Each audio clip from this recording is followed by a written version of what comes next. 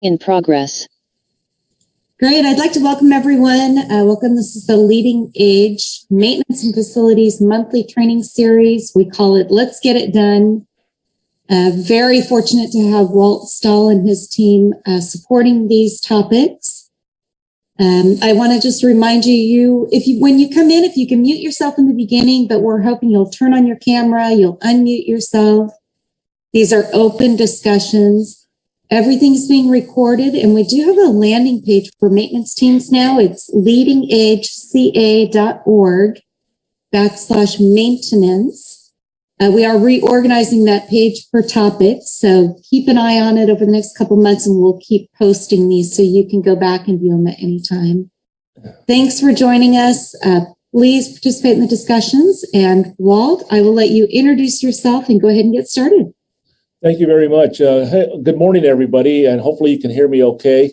I wanted to say welcome. This is number 2 in a series of several this year that we're going to be doing once a month. And I just wanted to briefly kind of give an overview. We initially had our first session last month. We talked about water heaters. And this month, we're going to be talking a little bit about HVAC systems. Now, some of you that are on board probably have far more HVAC experience than I do in terms of mechanics. But what we're trying to do is we are trying to give an overview because our audience is very broad. We have those that may have very little to no experience at all in maintaining their buildings. And we may have others, for example, I'll give a shout out to Pilgrim Place with Ted Morales, and Aaron is on board right now, that has a crew and probably far more experience. But what we're trying to do is we're trying to capture the attention of the entire audience, which spans not only the senior housing component, but independent living, memory care, assisted living, and skilled nursing facilities. So my company, we are the Stahl Companies. We are a consulting firm. Our focus is healthcare. We spend all of our time in the hospital and long-term care arena world. We are expanding our presence in the long-term care arena, and we've been given a great opportunity to share with all of you. You can see our vision and our mission, and let me just briefly say that our vision is to deliver projects with expertise for the health of our community, and the health of our community is all of you, all of us. So with that, Debbie, next slide, please. This is just a little bit about me. I won't spend any time on this one, other than to say that I've been in the business for 30 years, and I have a great team of people. So we're going to be talking about the HVAC system today. And again, it's a general discussion. We're going to be looking at these bullet points. We're going to be looking at the importance of the HVAC, some regulations that pertain to HVAC.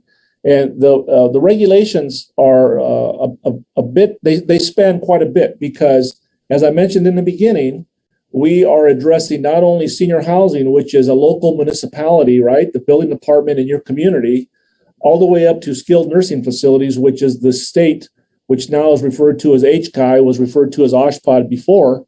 And so the regulations vary a little bit. The regulations that pertain to skilled nursing have inserted in them the California amendments specific to the state of California. Talk a little bit about maintaining your HVAC system. Again, we're not going to go into the depths of the units per se, but we're going to talk about some general issues. Who to call for service. I'm hoping that when we talk about who to call for service, we can get some feedback from everybody as to how you might be doing it now, maybe some points to share with others.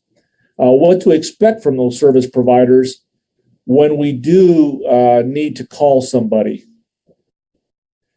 So I apologize. This is just a general overview of a system that shows air in and air out, right? It shows filtration, it shows coils, fan units, and I apologize for the boringness. We seem to have lost it when we transferred it over here, but it's a typical system. There's many applications, as I'm sure all of you are aware, and this just what I wanted to do was to be able to show. Basically the path of the air going through the filters and going through the coils, because later on we'll talk a little bit about keeping some of those systems clean. So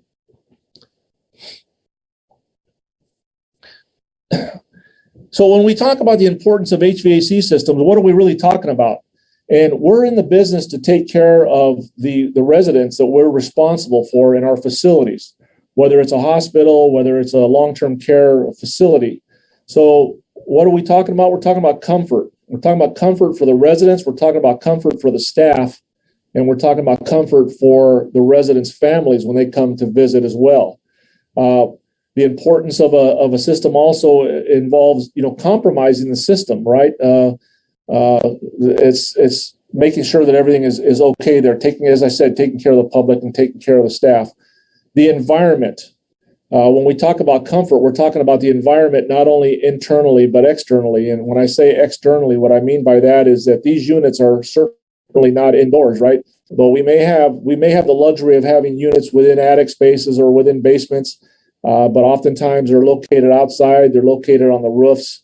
It's a very comprehensive system. One of the things that we have had an opportunity to experience with many facilities across California is that along with units on the roof and a roof system, they oftentimes go ignored, or maybe they go unserviced longer than they should, right? They're not seen as frequently. And so we want to make sure that people that people are paying attention to the units on their roofs. So it goes into what we're talking about system, what draws our attention. I mentioned earlier that HVAC is for the purpose of comfort. So oftentimes we get phone calls from folks when there's discomfort. We get calls from folks when units go down. We have a situation right now in Southern California where we are replacing an 11-ton HVAC unit on the roof. We can talk a little bit about that later. And in the process of addressing that unit is referred to as number 4. Number 1 unit, which is a much smaller unit that handles their kitchen area, went down. Last night late, I received phone calls and emails that unit number 2 went down. The compressor failed. So we're talking discomfort. I mentioned in bullet number 2, noise or no noise, right? I certainly would love to ask anybody, if you hear noise, what does that tell you about a unit? I just give an opportunity if anybody wants to share what kind of noises they may hear and what you could attribute that to, or maybe there's no noise, maybe the unit's dead. Anybody want to chime in at all? Squirrel cages, when the squirrel cage gets loose and we're trying to move air and there's a lot of noise, depending on the configuration of your building, if somebody is sitting in an office down below or God forbid, a resident in their room and there's a unit on the roof, it's a 1-story building and the unit is making a lot of noise, there can be a lot of discomfort in that noise. Not to mention discomfort in the fact that it might not be delivering the air properly. And again, I mentioned no noise in that the units may be offline for whatever reason. It could be circuitry, it could be a number of things, but it all equates to system failure. So we really want to pay attention to the things that give us notice, right? One of the ways we hear about it is residents or residents' families will say, "Hey, our room is hot or our room is cold, our room is noisy, or the like." So, what is our response to these things? Again, I would love to hear from all of you or from any one of you, but oftentimes when somebody gives me a call with regards to HVAC units, I kind of go through a mental checklist. There's the obvious things. And I know in talking yesterday with Miguel, or the other day with Miguel, and I'm sure with many of you, there's a checklist that you go through, right? Thermostats. One of the first things we do is we may go up to a thermostat. Me being maybe less experienced than some of you, I might hit that thermostat a few times to wonder if it's operating properly. But it could be a thermostat issue. It could be that the unit is okay, but the thermostat is not registering properly. Certainly, it could be power. Is the system charged with coolant? Are the coils clean? We're going to talk about this a little bit into the program. Are the filters clean? Are there filters? Are they being replaced? These are some of the things that you go through when you're talking about just mental checklist and issues. keeping in line with that mental checklist and a flow chart of progression steps to repair, is it repairable? Is it a maintenance function that we can get up there and take care of our unit, that we can easily see the problem and replace it? Do we have to call in a third-party vendor to help us, be it replace a compressor or some component of the system? I haven't talked ductwork, and we'll talk ductwork in a little while, but could it be ductwork? Could there be a breach in ductwork? I know that at one time, and this was years ago, there was an issue with supply air, and we come to find out that the supply air back in the day when it was allowed was internally lined with sound attenuation, and that loosened up and it plugged the system. Do I call for service? We'll talk again at length about that. Do we replace the unit? Do we replace the system? And we'll get into that one as well. Again, general discussions. So I would like to just kind of stop here for a bit and talk about maintenance if we can. I know that some of you that are on board here have a tremendous responsibility and much appreciated when it comes to the maintenance of your units. I have down here filters, unit condition. Again, was the system compromised? I will share some things with you, but please, if any one of you would like to chime in and give us a little bit of your experience. I have a facility in Los Angeles that calls us annually. And what we do is we do a facility site assessment. And when we do a facility site assessment, I have a process, again, a mental checklist that we work through. And we start up on the roof, and we walk the roof for various reasons. And we're going to be talking about roofs down the road, so I won't spend a lot of time on the roof, but that is where most of the air handling units are located. And so what we do is we go up there and we look at these air handling units, and we determine if they have been maintained. I have the first item there is filters. Are they changed regularly? The first time I went to this facility, it was very eye-opening because they had approximately 12, maybe 14 units on the roof, and none of them had filters in them. And we opened up the doors, and they have the magnehelic gauges that show the pressure drop across filters. And again, many of you mechanics understand what that's all about, but the magnehelic shows, in essence, it pressure drop across filters or across coils. It tells you a story. But when you don't have any filters in there, that can create not only a problem, but it certainly can create damage. So I know many of you have periodic maintenance and you track your filter changes, and that's a great thing. But again, we're talking to a wide audience here, and there are people in the long-term care arena that sometimes are new to coming on board. They're hired because they have a maintenance background, but maybe they don't have a specific experience with HVAC like some of you might have. So filters and changing those things regularly can be foreign to many of us. Not right. We can take it as basic as to our homes. I don't know about all of you, but I change my filters about every quarter. Every 3 months, I change my filters in my house, and just to make sure. Sometimes I look at them and they don't look dirty, but it's a very cost-effective way to keep your system running properly. So what is regularly? I don't know for your facilities. 30-day periodic maintenance, 60-day periodic maintenance. I would imagine many of you have 30 days, if not 60 days. What's the unit condition look like? So I mentioned that most of these are up on the roof, and it doesn't take long to get up on a roof to see if the roof is being maintained properly. And what I mean by that is not the roof membrane itself, but stuff on the roof. And in the long-term care arena, because oftentimes the level of experience varies so much from people who have a tremendous amount of experience to those of you who might have that are new to the business, you get up on the roof and you can see that some of these units might not have been taken care of very well. I talk about, was the system compromised, and I state here added ductwork, sealed vents, overall condition and cleanliness. One of the things that and we'll have a picture or some pictures here in a moment, but one of the things that I see on the roof when people are walking around, and there's various elevations to roofs, it always seems to be, convenient to step on a duct to elevate yourself to another level, or to get over a duct rather than having a ramp of some sort, you step on the duct. So you want to make sure that the ductwork is intact. You want to make sure that the units are just looking pretty good, right? It's an asset for the owner of the building, and it's very important. So regular filter replacement, enough said. Roof-mounted ductwork. Let me focus a little bit on the pedestrian traffic as I was talking about the walk paths or the paths.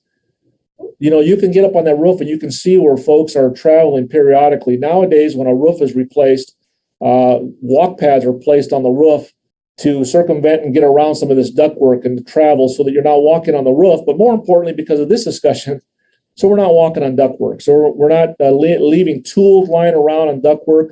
We're not leaving screws, sheet metal screws not attached, on the ground. Just observations that can be made on a pedestrian traffic walkthrough that you can look at.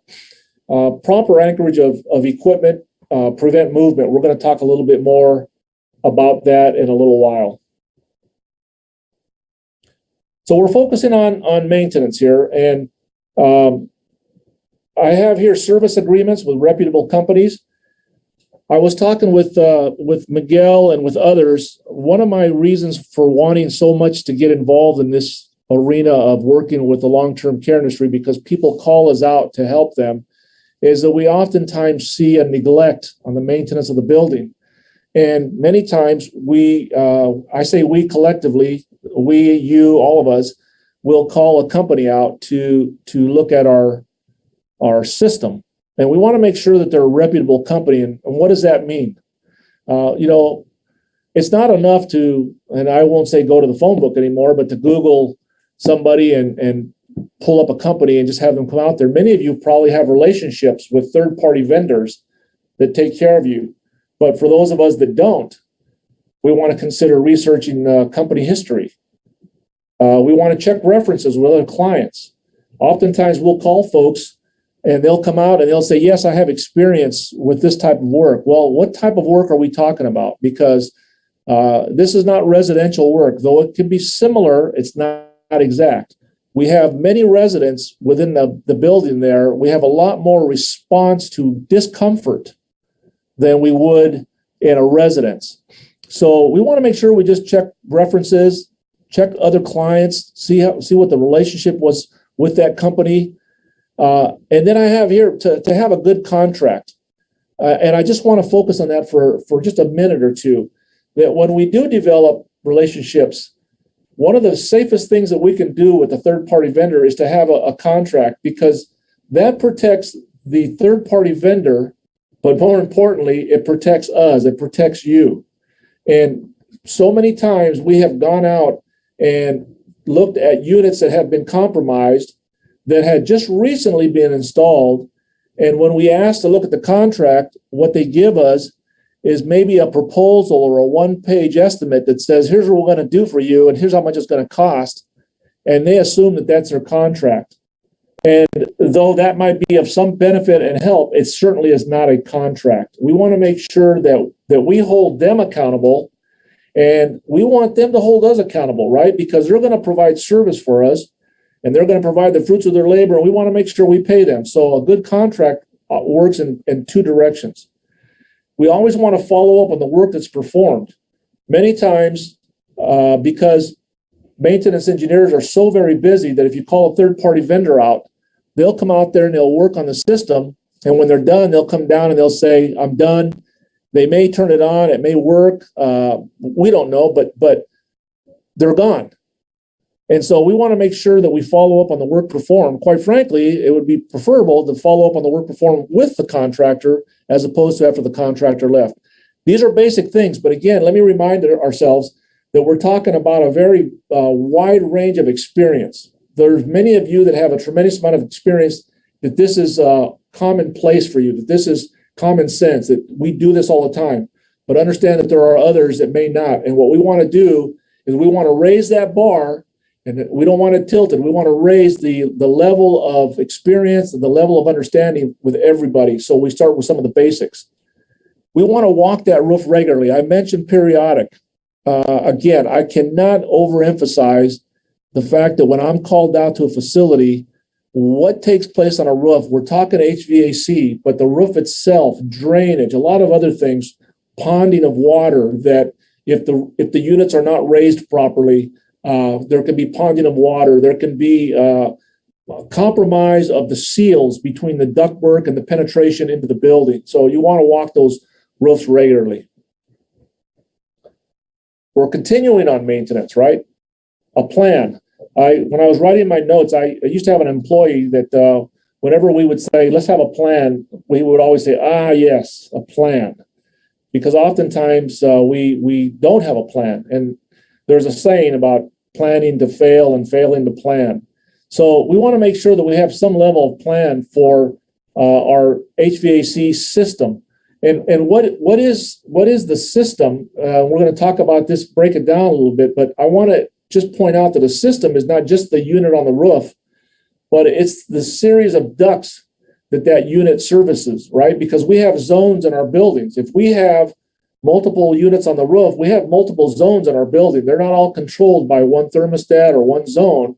And so we want to understand the zones that exist within our facilities. Identify the units by location, by size. I certainly love to go out to a facility and I see that they have stenciled, whether it's a supply fan or it's an exhaust fan, and it's numbered. And then you can go downstairs into their maintenance engineering room and they can pull out their logs and they can cross-reference and tell you when that unit was maintained, what was done to it. What areas do they serve? How much air are they distributing? And when I say how much air are they distributing, oftentimes we have a situation where we're not getting enough air possibly into a space. And so what we may add some ductwork. And quite frankly, that's not a good practice to do, because these systems are designed. These systems, in essence, are engineered to distribute air properly under a certain amount of flow rate for a certain amount of cubic foot for a space that they're going to serve. So we want to make sure that we understand how much air is being distributed. And again, I mentioned maintenance records with a life cycle. How old are these units? I'll go on to a job site, and unfortunately, because maintenance engineers rotate, there might not be a history of the life cycle of these units. Are they 3 years old? Are they 5 years old? Are they 10 years old? Have we been repairing them with bubble gum and bandages? I don't know, but we want to understand what the life cycle of these units are. So we're going to jump into a unit system that needs to be replaced. Any questions? Anybody? Comments? Let's go ahead and continue on the maintenance of replacing. So I mentioned earlier, is it roof mounted? Are they on ground level? I mentioned a unit in San Diego. It's an 11-ton unit. It's a big unit. It's on the roof. And it sits on a platform. We're going to talk a little bit more about this. It sits on a platform that we're looking at, and we're going to replace the unit, and the platform is going to have to be replaced, and for various reasons. But because of the configuration of the unit and the way the air is going to come out and go in is changing from the unit that was up on the roof. It's an old unit. So we have to redesign the ductwork, which means we have to redesign the platform. The platform, we're not fortunate that it sits on a flat roof. It sits on a vaulted roof with a pitch that requires us to build around it. And I won't go into the details, but I do want to share with you that these units sit on roofs that are upwards of 20 years old. And just briefly, when you build a roof 20 years ago or 30 years ago, you built it differently than you build it today for the weights that they're supposed to sustain. So you want to really think about the roof along with the unit and the platform. Should you have fusible disconnects? Yes, the answer is yes, you should have disconnects, right? And what happens if those disconnects are removed? You can have circuitry burnout. You can have panels that burn out. There's a lot of things that can happen. So code requires fusible disconnects on these units up on the roof, mounted on the units or very close by. Likewise with power, there should be some form of power, 110, whatever power for you to be able to go up there and service these units. Ductwork distribution, roof, attic, and I say other, but let's just talk about roof and attic. And I want to focus a little bit more on the attic on this slide. If you've ever climbed into one of your attic spaces and you've seen the ductwork and the sprinkler piping and the wood trusses and the IT cable and God knows whatever else might be living up there, there's a lot of stuff in that space. And oftentimes when we're crawling through there, we can compromise the ductwork in those attic spaces. The roof, as I mentioned earlier, we can damage it without thinking about it. But in the attic, it's very easy to damage that. It's very easy. It's very difficult to work on ductwork when you're replacing, be it flex duct or any other type of ductwork in an attic space. You want to make sure that if you do it, we do it correctly, and I know it will be. But if a third-party vendor comes in there, remember I mentioned that after the work is done, you might want to go up there and follow up on the work that was performed. Check it out, because some of these vendors, though there's a lot of good ones, will get in there and do the bare minimum to the point where we might pay a price later on down the road. What are other ductwork distributions? Again, it could be down the side of a building. It could be, I've seen ductwork running alongside of the buildings. So there's oftentimes distribution. Here's an example of a unit that we recently were doing some work with, and you can see there is a disconnect on the side of the unit right next to the number 2. This particular unit, though, had some other problems. You can see how dirty the roof system is around there. And I'm not suggesting that there's ponding of water there, but if there is ponding of water, you can see that the cap on that unit is not very high.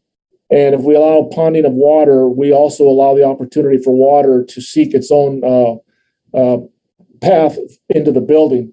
The ductwork, as you can see, goes into the attic space.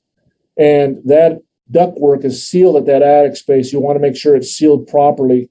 There's penetrations that are attached to that ductwork or to that unit that enter into the attic, and you want to make sure that those units are fire caulked. That'll be a discussion down the road later on with fire rating. Our building envelope is a rated building, and we want to make sure that we maintain the rating, but we don't want to confuse that with the HVAC discussion at this time. So I mentioned earlier some regulatory applications where equipment or appliances that require service are installed on a roof having a slope. And in this case, it says a 4 and 12 slope. A level platform needs to be installed in that unit, and you can see what the code requires. Now, this code comes from the California Building Code, but if I'm not mistaken, this same code is applicable in the local municipality codes as well, the local building code. So if you do have sloped roofs and you don't have roof platforms, when it comes time to replace it, we really want to think about that. Why there isn't one there now, it really is not important. But if that unit's going to be serviced in the future, we want to make sure that we build the right platform and the code requires it. Here we're talking about existing buildings, premises in which mechanical installations are to be altered, repaired. So we refer to the authority having jurisdiction, or what we call the AHJ.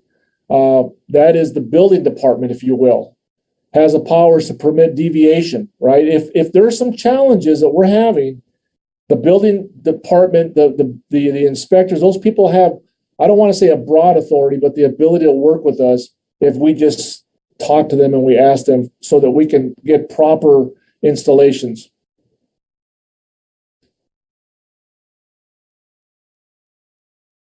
So I mentioned having a plan, identifying, I'm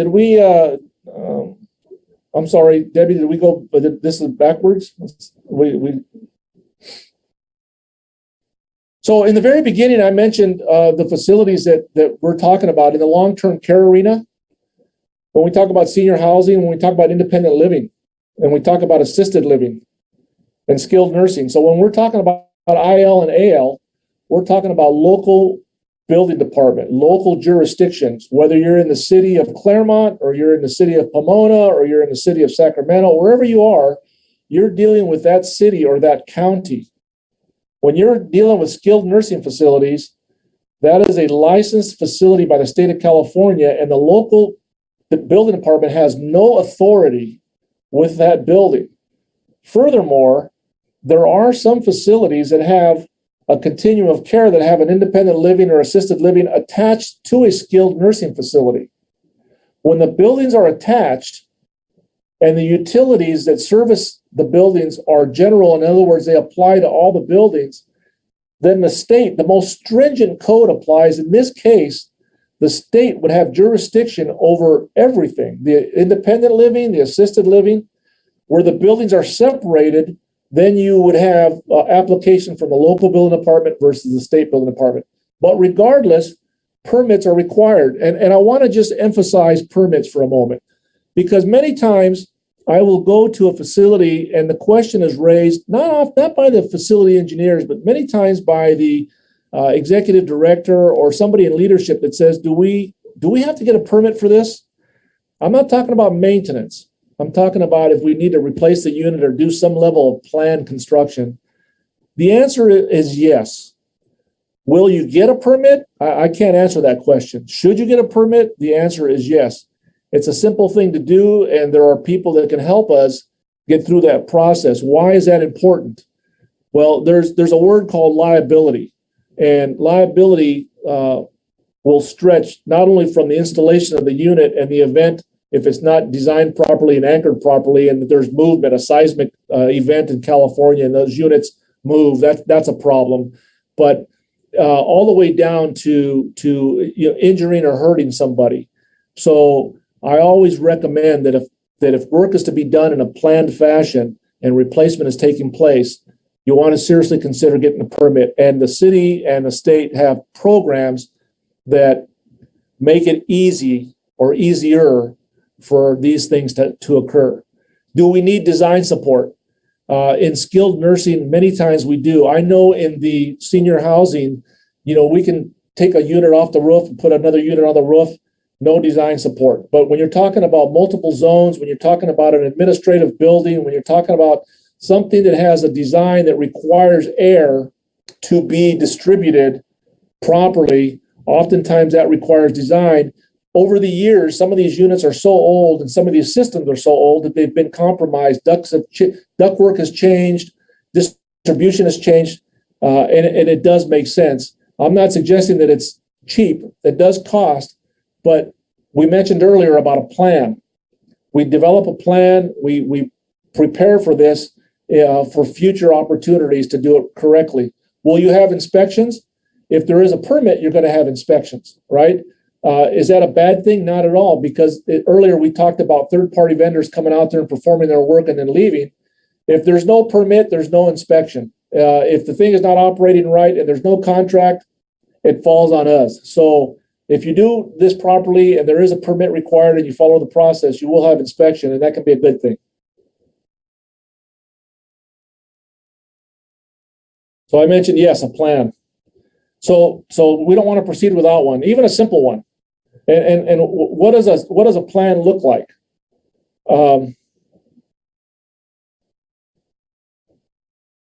It starts with a narrative.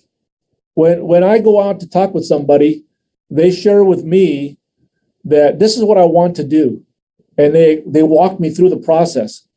And what a narrative scope of work is taking that, this is what we want to do, and putting it on paper and creating a scope of work that allows us to understand everybody involved. This is what we're going to do. This is what needs to be done properly, so that when we're talking with folks, there's not a disconnect in the conversation or communication. And what are the elements of that particular project? We mentioned the roof. There has to be a brief discussion about the roof. Nowadays, everybody says that when I take an old unit off the roof and I put a new unit on the roof, that new unit is much lighter than the old unit.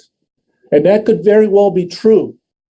However, the roof was designed 20, 30, 40 years ago. And without going into details, I just want to explain that a roof has roof rafters underneath there that are spanned on different spans of different sizes. And some of you might experience when you're walking on your roof what we refer to as a soft roof, where where your steps, you can feel yourself kind of bounce. And that tells you that you may have an old roof that might not be designed, certainly not designed to current standards, but that could be somewhat compromised. Maybe the roof sheeting and stuff has a problem. So when you're replacing the units, the roof certainly is part of the conversation. We mentioned the platform. We don't always have to have a platform on a flat roof, but it may be advisable to have a platform on a flat roof. And platforms can be built out of wood. They can be pre-manufactured out of metal. And oftentimes it provides for better care of the unit down the road while we're there and after we're gone. A temporary system while the final is going in. This is a very important part that a lot of folks don't understand, that when a unit goes down and you're doing the work properly, you may have to bring a temporary unit in. Again, we're talking about a large span of folks. I may be emphasizing the skilled nursing component here, but let's just walk through it very quickly, in that we don't want the residents, we don't want discomfort to last long. So sometimes a temporary unit, I know many of us sometimes will bring in fans into the corridors to create air movement, which is required by code, but rather than put a temporary unit on there. But a proper way of doing it is to put a temporary system in there while the final one is going in. And there's many ways of doing that cost effectively. Current air readings for a baseline. I would love to ask if any of you have ever checked the air readings in your building to see how much air is coming out of your vents across the distribution of the system. Because when you redesign a system and you put a new system in there, many times you want to do air readings before, so that when you put the new system in, you know what the air readings were before and what they're going to be after, and you're achieving your goal.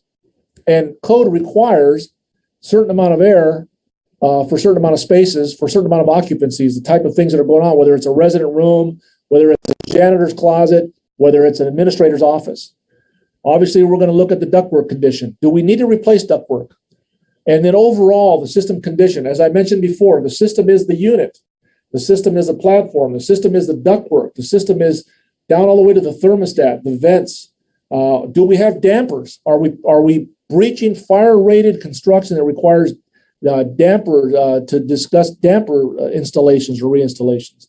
So this is all part of your plan. So I like to talk about budgets on every presentation that we're going to be doing, because it's important to understand what is involved in your replacing or fixing your unit. We refer to soft costs as costs when we hire a consultant, whether it's a design, an architect, or an engineer, to come out there. And we want to make sure that those costs are separated from the hard costs that we'll be talking about in a moment.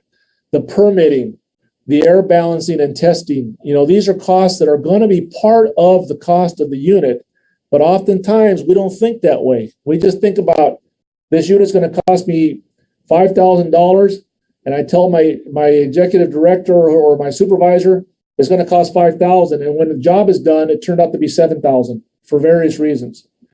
So you may need some design support, some plans. You're going to need some inspection, right? Maybe it doesn't require the city, although I don't know why it would not, but it does not hurt to have inspection of your system, and there are many inspectors out there to do that. You could even hire a third-party vendor who didn't do your work to come out and inspect your system and develop relationships with those kinds of people. I mentioned project management, and why? Because many times, a lot of the facility engineers like yourselves, you guys are, you men, you women, you're busy maintaining your buildings.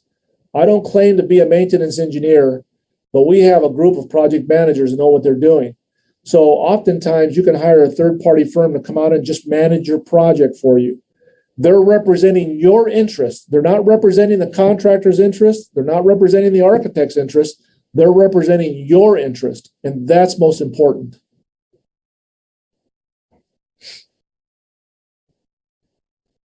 So the hard cost is the contractor. It's the materials. It's the unit. It's the roofing. Why do I say roofing?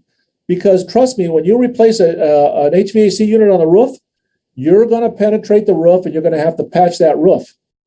And oftentimes, if you don't have a contract and it's not clear that the contractor who's doing the work may not take the responsibility to take care of your roof.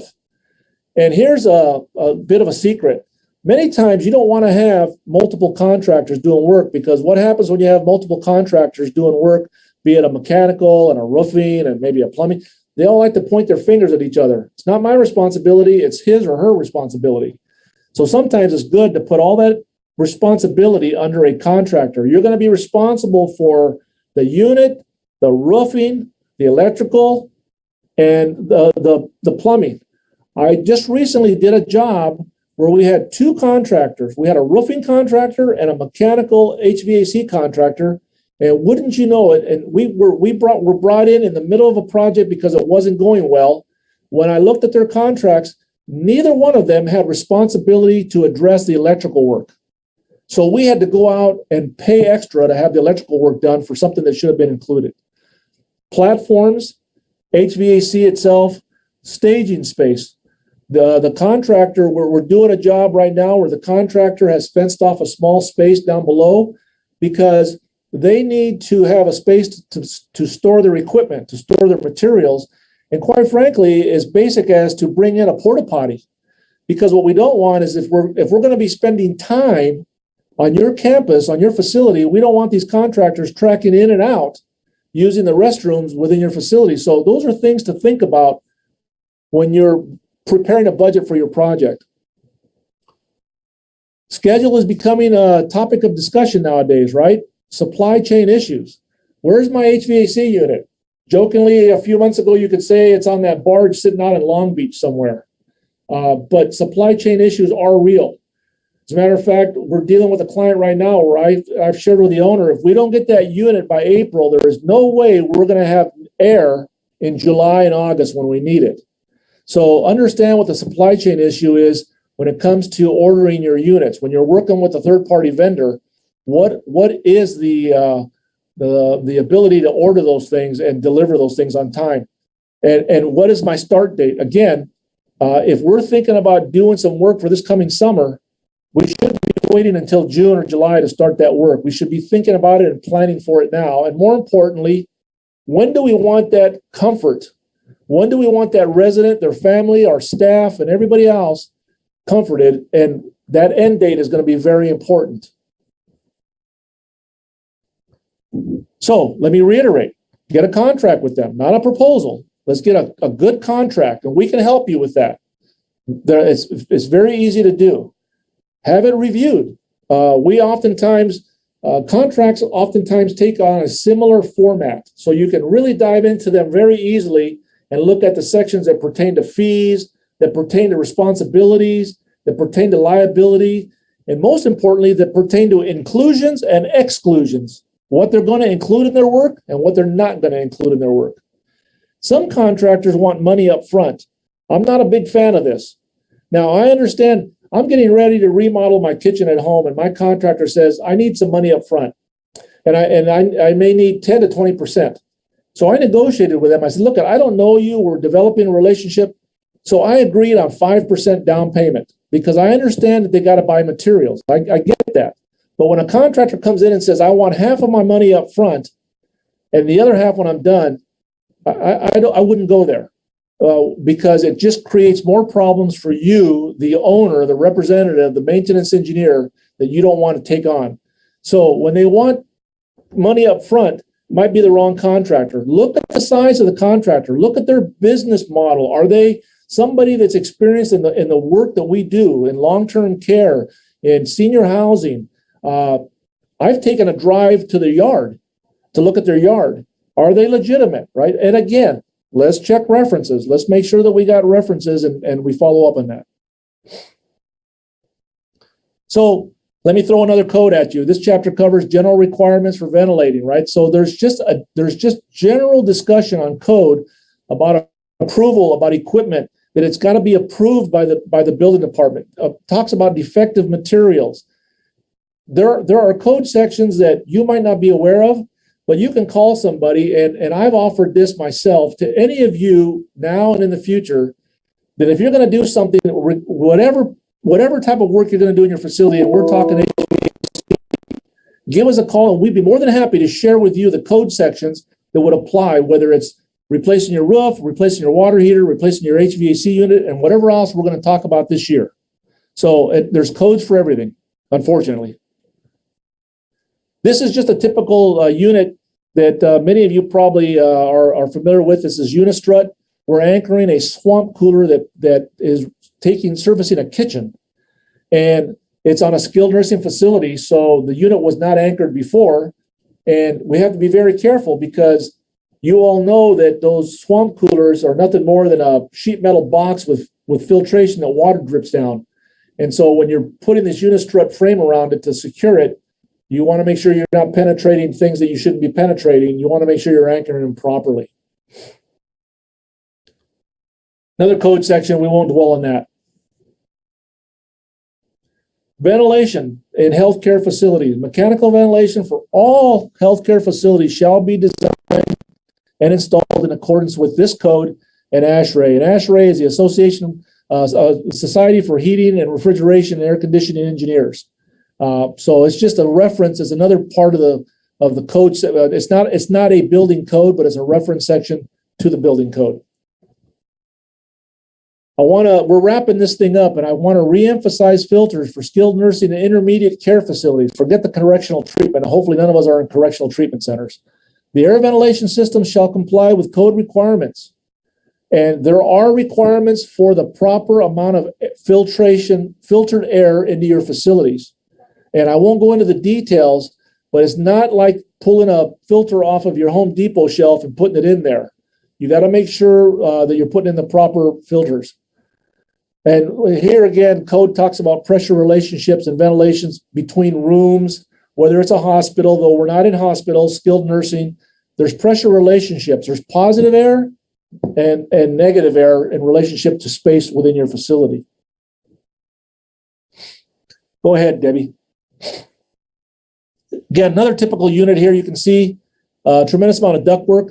This ductwork is not anchored. We got to go back out there and anchor this ductwork. And it's just a typical unit you see on the roof.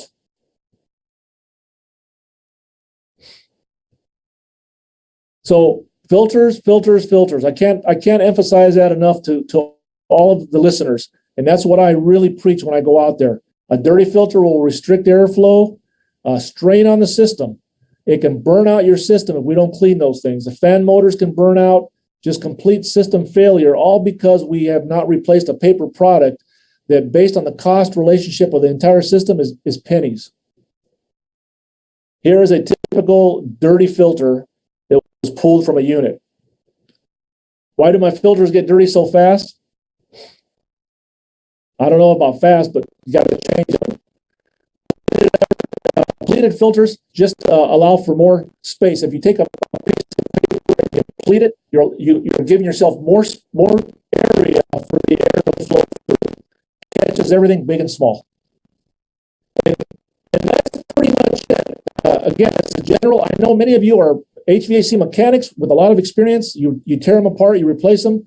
Are there any questions? Are there any comments? Can we do something differently? I would love to hear from each and every one of you.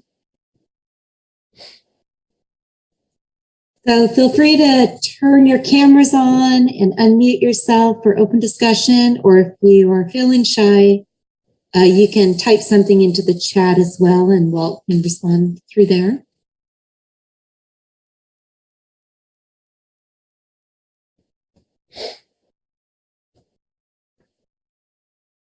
Aaron, tomorrow I'm going to be out at Pilgrim Place. I'd love to see some of your systems out there. I know you have a lot of small residences, but I also know you got an administration building and for lack of better terms, that beautiful new gym or spa building. And I'm going to fitness center, our health service center. Yes, there's a lot of that up there. And I apologize, guys. We had a resident pull alarm, so I was running in and out with right now. So I missed a little bit of it. Understood. But yeah, we have a huge facility over here in Claremont. It's really beautiful. I can't wait to see you guys tomorrow. Very good. Well, thank you very much for listening, and I hope to be able to share more with you guys, if not HVAC, other things that pertain to your facilities.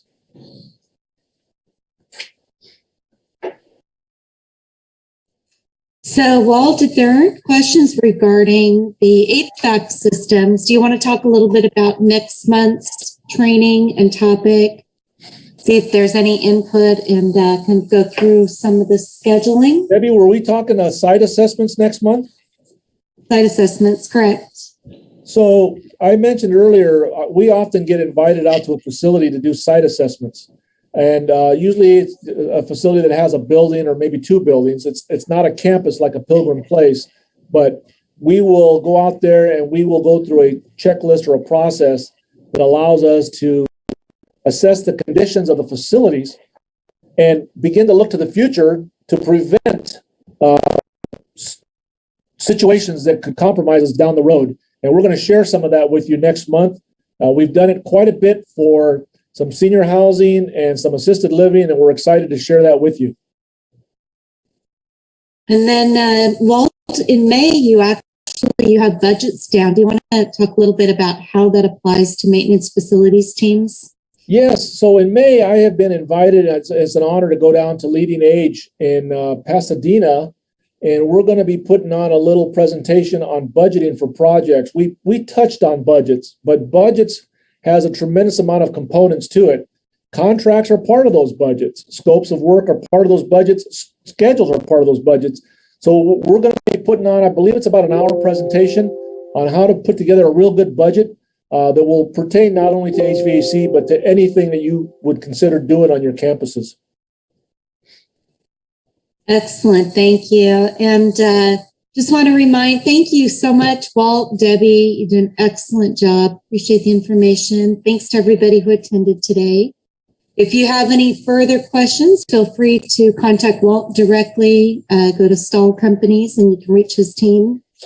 We're going to post everything online. It's leadingage.ca.org/maintenance. We have a special resource page for you. Keep an eye on it. We're going to keep just posting a lot of information there for you. And want to remind you, so next month we have site assessments and budgets, drainage, landscaping, and parking lots he's going to talk about, roofing systems.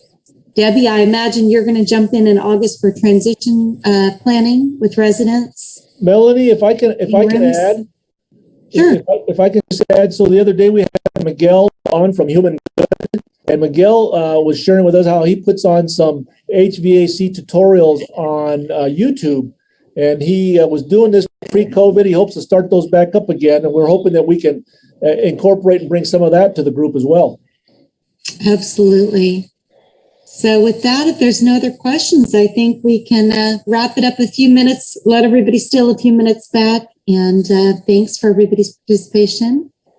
Well, thank you, everybody. You again. Thank you, Walt, Debbie. Thank you. Have a great day. Enjoy the rest of your week. Have a great day, everyone. See you tomorrow. All right.